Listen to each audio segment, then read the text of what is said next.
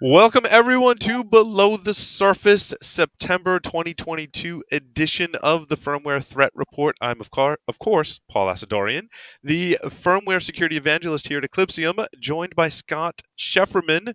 Scott, welcome. How you doing, man? Hey, I'm doing good. I'm excited about this Yeah. month. As always, this is so exciting. For those that don't know, every month we do a threat report. Well, primarily Scott does a threat report, and we kind of all help Scott put the threat report together. We summarize a whole bunch of research, threat kind of happenings around the globe, and Scott writes this amazing piece that kind of summarizes where we are as an industry, a society with respects to cybersecurity threats. And this month, Scott, is titled The Precipice. And you've got like the globe falling off a cliff, which I think is very telling about where this is going to go in our threat report this month. Yeah. That's hats off to Chris Garland, our mastermind that does all of our graphics and gives us all of our branding. And he knocked that one out of the park. I kind of gave him the word, and he's like, "I got it." He Yeah. cut me off. Yeah. So yeah, I mean, the globe is teetering off the edge, and just full disclosure. Let's get this out of the way right off the bat. This month's threat report is definitely one of those ones that I write maybe once a year that is leaning forward enough to imagine and anticipate what's about to happen or what may happen. So there is literally, speculation. There is anticipation. There are some of those words that in this industry, Paul, like you and I know, are often frowned upon because early on in this industry, it was all about Chicken Little and the sky is falling and you need to buy my solution. And if you don't, you're not going to be able to sleep at night, right? So this is not meant for that. At the end of this, yes, we have a link to why Eclipsium helps you do all this stuff. But getting that out of the way for sake of this podcast, this isn't about buying our stuff. This is just about being aware of what's actually going on and what the dynamics are on the global threat landscape. And the global threat landscape can no longer just be defined to a cyber security conversation or industry conversation. It's expanded so much beyond that. Yeah, I think it's interesting that we've seen some of those telltale signs that critical infrastructure is under attack. And again, we don't want to seem like we're fear mongering, but we did receive alerts from CISA, a lot of other agencies, and there's other kind of tells out there that critical infrastructure could be under attack, and not just specifically critical infrastructure in Ukraine, but allies as well, which includes the US and many other countries. And we've always been hyper aware of this threat, and we've seen certainly events happen in the past. And I think they're whether or not these attacks are successful, I think it's inevitable. They're probably happening right now as we speak. Yeah. In fact, I'm going to take the liberty, I think maybe twice during this podcast, to read a quote because I'm not going to say it any better than Ukraine's Ministry of Defense just said it like the day before yesterday. So bear this in mind. The Kremlin plans to carry out massive cyber attacks on critical infrastructure facilities of Ukraine enterprises and critical infrastructure institutions of Ukraine's allies, folks like you and I. First of all, the blow will be aimed at enterprises of the energy sector. The experience of cyber attacks on Ukraine's energy systems in 2015 and 2016 will be used when conducting operations. So that's the end of the quote. But if you guys remember, 2015, 2016 is when Sandworm attempted to take out in 2016, but did take out in 2015 an entire power grid that affected hundreds of thousands of people in Ukraine. Highly sophisticated, destructive attack that took years to plan. Even like preventing them from going to their backup systems, social engineering, calling into the actual operation centers during the attack to create uncertainty and to create a false sense of narrative for the operators. There were so many things done. They turn the lights off in the control room to make it more difficult for incident response. How ironic, Right? right? Yeah. So, But you're right. The forethought in the planning. But I hope.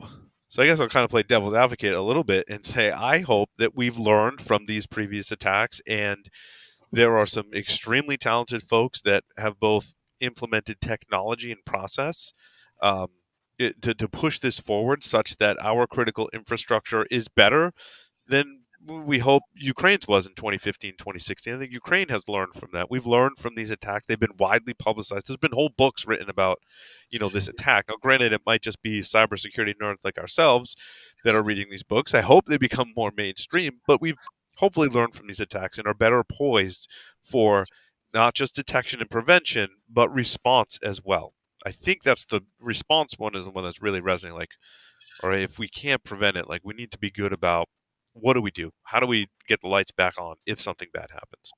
Yeah, well, I know you're being devil's advocate, but let's keep that motif for a second.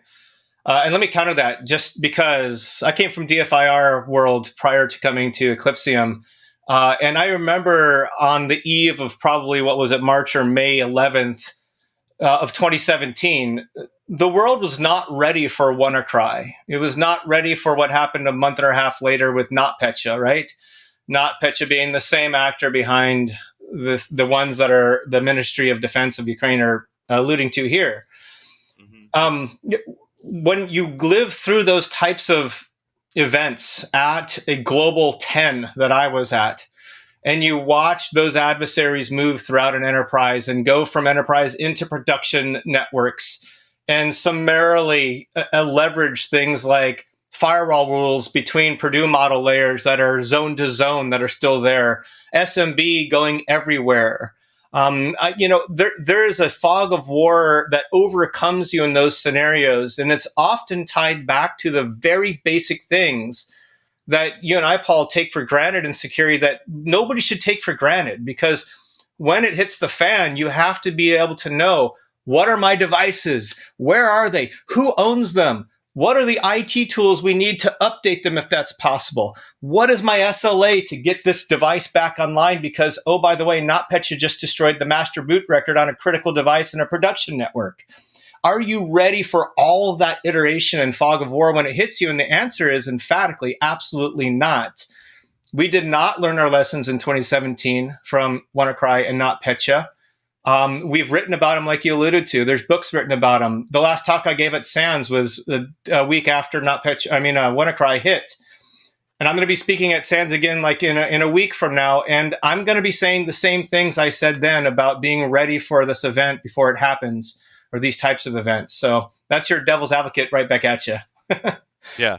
And, I think it's interesting, too, as this month's threat report certainly has me thinking about, in the context of this particular issue, how we often don't focus on the things that are, as we say, below the surface. So before the operating system is loading, there's more than just firmware.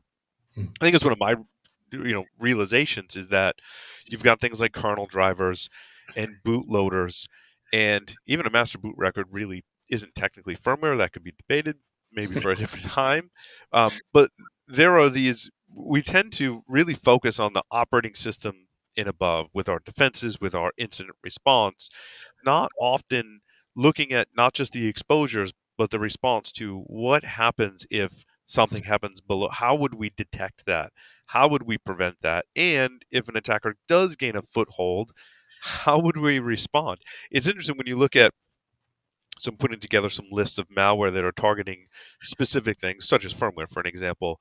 And I come across posts, and they're like, people are like, yeah, so I got this LoJax thing. How do I get rid of it? They're like, I can't get rid of it. I'm like, well, you can go buy a new computer, right? But have you tabletopped that? I mean, this is an individual user, but have you tabletopped that at an enterprise? I hope that's happening. I do. Again, I'm trying to be the glimmer of hope in this world falling off of the cliff thing. But I hope we've tabletopped that. And if we haven't, I think this is a PSA to say you really should. Yeah, I mean, if you want a call to action right here, right now for this, definitely figure out how you're going to do post-incident forensics on a local device that's, let's say, a critical device. Like when we did the trick boot research that the Conti TrickBot group was using to enumerate the UEFI to see if it has those BIOS write enable vulnerabilities that you just blogged about in your 3-part series. Those same vulnerabilities, like they were literally like a half of a line of code this long to turn that into something that could brick the device at that UEFI, call it the motherboard layer. There is no restore from backup. you cannot grab a hard drive off the shelf. Maybe you learned that lesson during NotPetya when they destroyed the MBR, and you have backup hard drives ready to go. Maybe you're that cool. But when the attackers go lower than that, you're not that cool anymore. And in this today's ICT supply chain challenge, reprovisioning a device at the motherboard level or trying to do on-site reparations to restore those components, it means indefinite downtime for production facilities. I mean, there's no other way to say that more succinctly. Yeah, the supply chain around these are very interesting. I think I don't know if we touched on it. We've talked about supply chain in previous episodes, but one thing that struck me, and it's tough to talk about this without getting at least a little bit technical, right? And I'll try and Sure. distill it down, is that when you're storing firmware on your computer system, it's stored in the SPI flash, right? So there's essentially a little flash chip on there that has some storage on it. And your goal is to protect that SPI flash because it contains critical firmware and also configuration that kind of dictates that protection, how well it's protected. As a user, you can't just go in and start changing that configuration. I think in the operating system and above, you can go in and you can have a little more tuning capabilities. You can harden your system. You've got a little more flexibility and control, even at the kernel level. When you get below that, that configuration and that software is kind of finely tuned for your system that is this complex device from many different manufacturers and supply chain. And that unique set of those things means I can't just go flip that bit, because the software on it may not check that bit and do anything about it, right? It may not load the code that is checking that bit. And that's all really in the supply chain, that upstream, someone else has to make that change for me. I can't go make that change myself. I feel like in operating systems, we've got a little more leeway in applications, right? To Yeah. make some of those changes, to have a workaround. We've seen tons of workarounds, right? When I wrote that final part in that series, I was like, wow, there's like no workaround. Like, you have to rely on the supply chain to fix that. A lot of those issues at that lower level. Yeah, it's a mix of being kind of handicapped as an enterprise or even just an end user at home, and also a precarious mix of the fact that there are OEM tools and drivers that allow you to mess with UEFI settings and to flash them even. And we've even seen attackers, look at bringing down an OEM tool meant to do a flash and implanting at a UEFI. In fact, I have a demo of that video I'm working on with one of our researchers, Mickey, right now, to put into a white paper targeting the health industry, so they understand that you can actually go from the internet, let's say, and attack a PulseSecure device and run a shell through that to hit an internal Windows host, and from there implant the UEFI, all from your comfort of your home in Russia or China or anywhere else in the world you're proxying from, right? So it's kind of an interesting dilemma where the bad guys know how to do this, even though the enterprise and the end users don't. They don't even know, to your point, Paul, which vulnerabilities they have based on the supply chain that they've taken delivery of. And that's a dynamic supply chain. That those firmware, the firmware does get updates, and some of those update processes are either vulnerable, like the BIOS disconnect research that we did last year at DEF CON, or they're vulnerable, or they're outright compromised, like with Shadowhammer, when the bad guys actually implanted bad firmware into the update process itself from the OEM. Right? So they're dynamic. Yeah. They're attackable both physically as well as updates, and as well as via malware that goes down to the UEFI. You're getting hit at all angles, and the goal is the same: to get to that level of pre-boot power evasion. The one that DPRK Lazarus has been doing lately, leveraging a driver. Here we go again with drivers, Paul, right? Yep. But using a driver to go down to that layer of UEFI to get below, -2 on the ring structure, right? That's below kernel level access they're doing, and they're doing it for good reason. And they're no strangers to that. In fact, if you remember, DPR Lazarus has worked with TrickBot in the past, right around the exact same time that we discovered that TrickBoot module, as it happens, when they're doing the Anchor campaigns. Yep. Yeah, because we were talking about this on a webinar that John Lucades and I did just before this recording, actually. And from the time you push the power button on your computer to the time you're presented in a login screen, there's a lot of things that happen. if you look at those early phases, that's code running on hardware that is trusted by the rest of the boot process. And I think we've seen this month there was two like huge swaths of research. Acer was one, and Inside H2O was the other, and they both in those kind of glob of vulnerability. There was a lot of CVEs issued for the just in those two areas. A lot of them had to do with both SMM and DXE. And without getting too technical, those are phases in the boot process that is really early and on Yeah, those deeper rings as you described. And again, those are theoretical rings. I understand that. Like people are very quick to point out like that they're talking points to talk about privilege that you have on the system. So these are higher privileged um, on the system, and that means you can have a greater impact. That means you can have an easier time persisting on that system. And those two things combined are why, to your point, Scott, why attackers are looking at this particular access vector. I think I define it as stealth, persistence, and impact. I love All of all those three. things are easier the more privilege you have on the system. So I'll disclose some things here that I haven't wanted to for since early 2015, 2016 era, when I was again doing DFIR at some of the biggest consulting companies there are in the space. And we were seeing back then, right, China Nexus and other actors too that we were never able to attribute, very common in DFIR, despite what people think.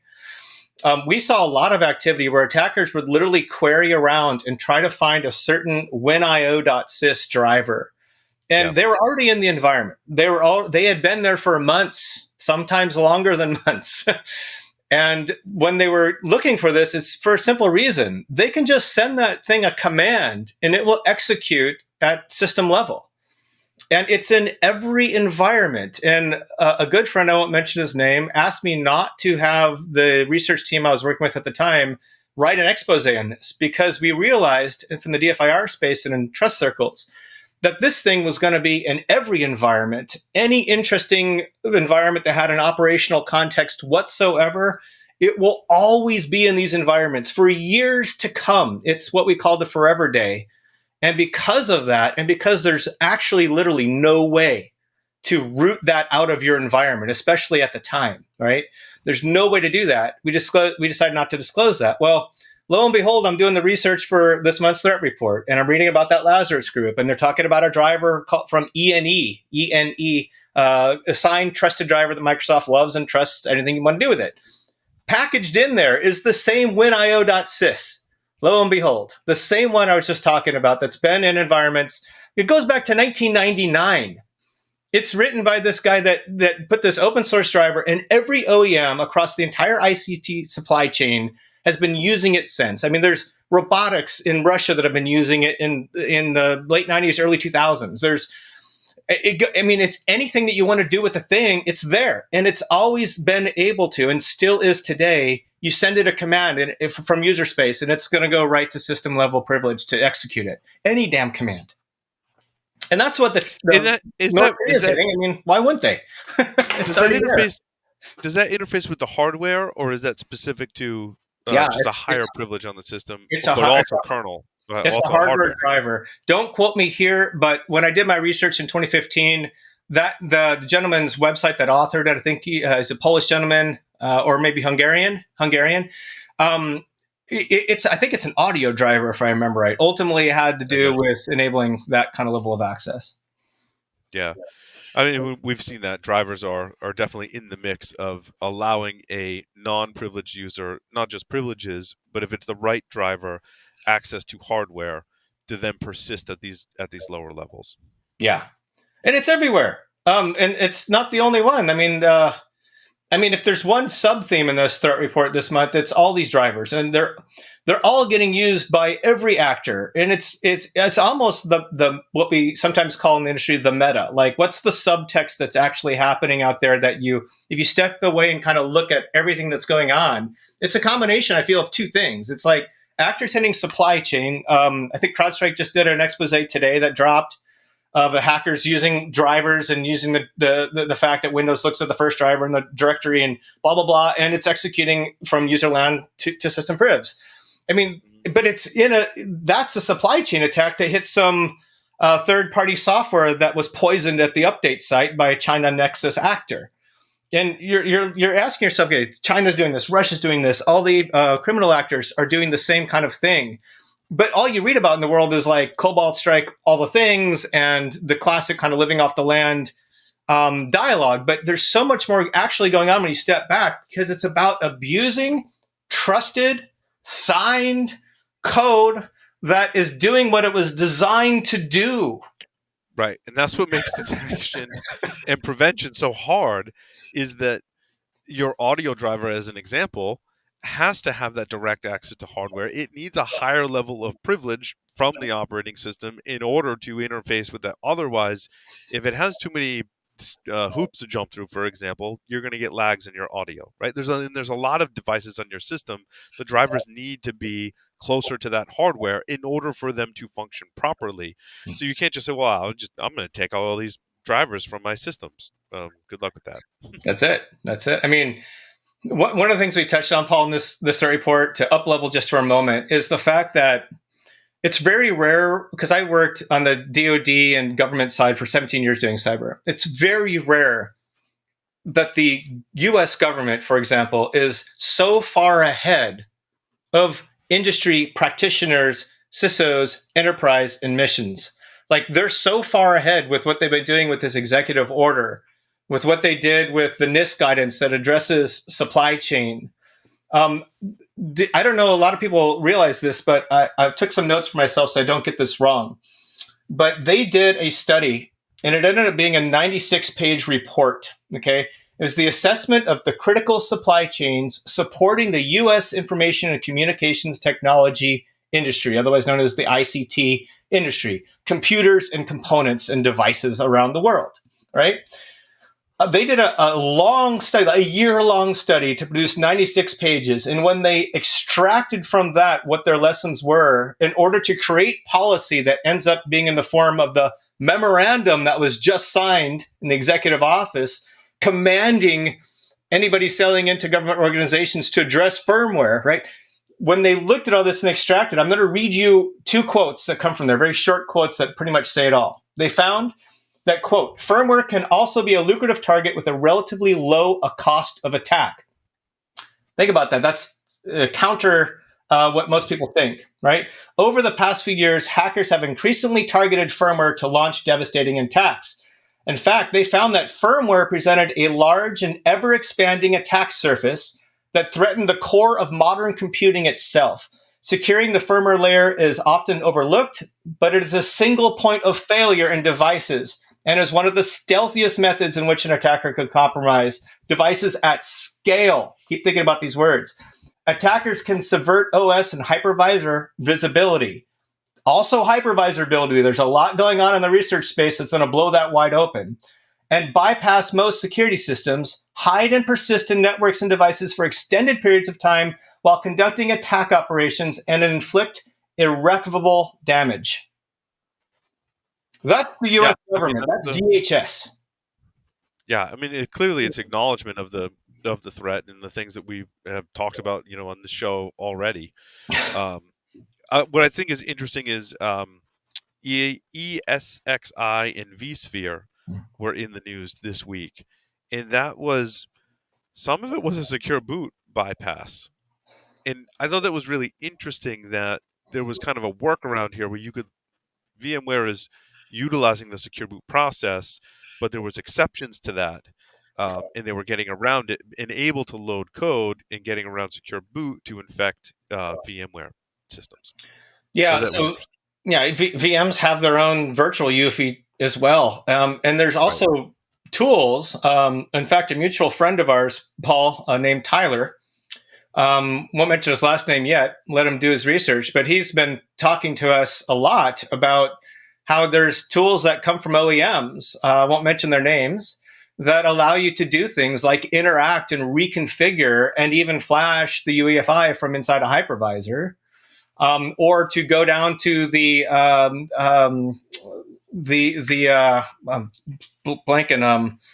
BMCs, baseboard management controllers, and actually configure that from if attacker can get into a VIB image at that low level you just described, they can load those tools. They can do those things. And guess what the worst part is? There's hardly any logging anybody's doing on that. The other worst thing, most Active Directory domain controllers are running on virtual machines just like that. So, the end of the report. There's still a lot of it. It's a great point. There's still a lot of this technology out there. Speaking with people in enterprises, I think not despite popular belief, not everyone has lifted and shifted everything up to the cloud yet. There's still a whole ton of legacy. I say legacy infrastructure. I should say infrastructure that's not yet in the cloud, largely utilizing these technologies. And I think that's one reason why it's still an area of attacker focus to be able to, like you said, get around the logging, persist in those layers that are not as visible is a scary thing to think about from an attack perspective. Anytime you're doing red teaming, engagements, the customer often tells you, "Well, we're mostly in the cloud. We've now migrated." Man, there's nobody who's in the cloud all the way, not even close. I mean, this is one of those things where it's like Kevin Beaumont actually just pointed that out a few days ago in light of the MS Exchange. That was the other exchange. Yeah, so it was an Exchange 0 day, and what did we determine was the number? Hundreds of thousands of Exchange servers. Well, so what he found, I believe, I hate to misquote Kevin, but I think he said 1,600 or so servers were publicly facing the internet that were Exchange servers. And his point was that Microsoft put out a mitigation statement saying if you're using Exchange Online, you're good to go. And while that might be the case for this particular campaign, it doesn't help the thousands of customers that are hybrid customers that have both the cloud and the on-prem. And that's just 1,600. So my number was way off, but it's 1,600 that were found to be internet facing. That means there's more. Oh, there's tons more. There's tons more internet facing, which you still are vulnerable. It just means someone needs to pop into your environment. Yeah, exactly. And 1,600. When we talk about devices, sometimes that doesn't sound like a lot, but the organizations that are running a hybrid exchange, they're doing that for a reason, not because they want to, because they don't have money to upgrade. They're paying more for that hybrid scenario. And the reason why is because these are the largest organizations, the ones that have the most moving parts, the most production environments that are geo-challenged across the world. Like, that's who's running hybrid exchange, right? So 1,600 is actually a really, really, really big attack surface that's giving attackers full privileges on those devices after the exploit goes down. And you don't even have to bypass 2FA like you did during the last set of Exchange campaigns we saw in the last couple of years, right? So the point of that one in the threat report was to lean forward and say, guess what? Blue Team has gotten really good at finding web shells and finding all the things that attackers do once they've exploited an Exchange appliance, right, or device. But they haven't been able to stop attackers from going down to the UEFI if they wanted to, or hitting BMCs on those same subnets that they might be connected to, right? So there's a lot that attackers can do, and that is not that hard to do. And some of these attackers, even though everybody and their cousin is attacking these Exchange servers right now, some of these attackers, APTs in particular, are more than adept at being able to remotely attack Exchange, leverage the privilege to either go down to the UEFI or BMC and target other devices in that manner. Scott, was there anything in the resources of the threat report as we scroll down? I think we talked about a lot of threats in the wild and gave that some pretty good coverage. Was there anything else in there that you think we should cover? There was a cool open source tool that just went open source. I think it was an IDA plugin that caught my eye. There's probably some other ones too. I just don't have it in front of me, Paul. So that's a great question. I wasn't prepared to answer. There was a mod. There was something for analyzing UEFI firmware. So make sure you check that out in the report, especially security researchers out there. LVFS we talked about actually in our webcast, and you had that in your list. 1.84 and I believe 1.85 is out as well. And that provides Linux users the capability now to more easily update their DBX Hmm. so that they're more up to date on their secure boot revocation lists, which I think it speaks to my post where I kind of showed you how to do it manually. And admittedly, that was a hack or a workaround because it wasn't a great facility to do that in Linux. And Richard Hughes has built in now into LVFS this great facility for doing that. And even in just releasing this software to the Linux community, which hasn't been adopted by all of the major Linux distributions yet. Some have. He's seen already millions of downloads and millions of people updating their DBX, which is to end on a, if we're getting close to the end here, end on a more positive note. That's a positive thing, right? Yeah. In providing people with these facilities as well. We all know Microsoft did a good job in making the update available, but it had issues. And I'm not saying it's not going to have issues on Linux, but it's getting everyone talking about this, which is good. The positive aspect there is really important. I think a lot of that springs from a few years ago when we dropped the boot hole vulnerability, Cool. right? And we watched that just carry out throughout the whole industry from OEMs. Even Pulse Secure had an update for a boot hole vulnerability. They're worried about secure boot on their own device, right? Supermicro Right. as well, et cetera, down the line. So, and they even called it a. I mean, these are just crazy things that to think about, because if you replay what we're just talking about in the ESXi environments, secure boot is that mitigation. How many people know if their hypervisor device has secure boot enabled right now listening to this? Just close your eyes for 3 seconds and say, is it enabled on my critical devices in my ESI environments? And you might not know the answer to that. And that's really scary. And enabled is one thing. Configured and updated properly is yet another thing. And there's a lot of vulnerabilities out there that can be utilized to bypass secure boot. We covered them in our webcast, right? And the mitigation to that is to keep your revocation list up to date, which, as we all know, whether we're talking about secure boot, whether we're talking about root CAs, whether we're talking about packages on Linux, it's all the same problem, is that software gets signed in some capacity, and we have to, when that software goes bad, revoke that certificate. And not only just revoke it, but follow through and implement that revocation on our systems. And that's a process that I still think we struggle with, not just with secure boot, but so many other things. And as part of crypto systems, I've actually seen that same thing happen, where the revocation aspect was the last thing to be deployed in a multinational massive PKI deployment. And you're thinking to yourself, you have this massive PKI authentication with common access cards and whatever, and you stand this whole thing up around the world, and you still don't have revocation set up. And you have to step back and ask yourself, as a crypto system, there's such a rush to get to the auth part, but there's such a reluctance, right, and it's such a pain to manage the revocation part. Yet therein lies the single biggest weakness with trust over time. Yeah, the revocation list is the whole reason why you have the whole PKI system in the first place, to validate. If you can't invalidate things, then why are you validating things? Thank you. Well said. Right?